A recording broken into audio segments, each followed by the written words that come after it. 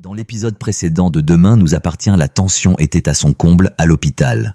Maud, grièvement blessée, luttait pour sauver son bras après une intervention risquée décidée dans l'urgence. Chloé, à l'origine de ce choix médical, faisait face à l'incompréhension et à la colère de Raphaël, profondément affecté par la situation.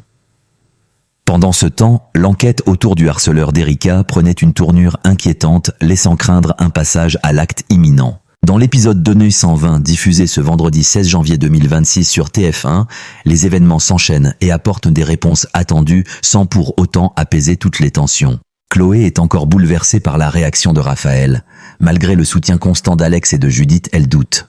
Elle regrette son geste non pas sur le plan médical mais pour la fracture émotionnelle qu'il a provoquée. À ses yeux, elle a trahi la confiance de Raphaël même si elle a agi pour sauver Maud. Ce poids moral ne la quitte pas. À l'hôpital, Marianne annonce enfin une nouvelle capitale. L'opération de Maud s'est bien déroulée. Son bras est sauvé. Le soulagement est immense aussi bien pour l'équipe médicale que pour les proches. Raphaël, encore sous le choc, se rend au chevet de sa fille. L'émotion est palpable.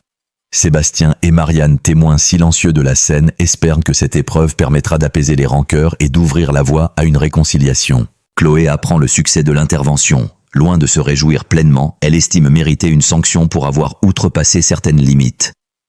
Sa mère tente de lui faire entendre raison.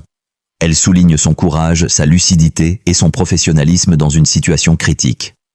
Elle nourrit l'espoir que Raphaël saura reconnaître avec le temps que cette décision a sauvé Maud.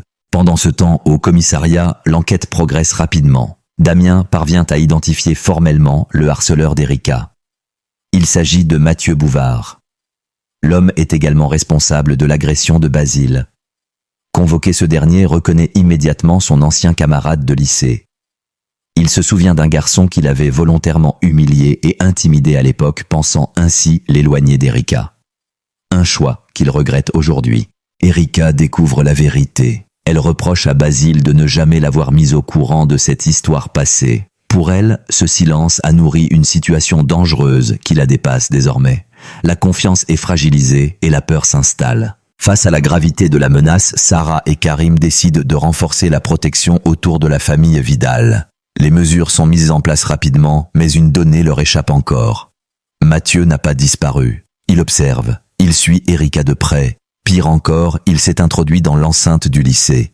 Caché, il laisse libre cours à sa jalousie lorsqu'il la voit aux côtés de Bart.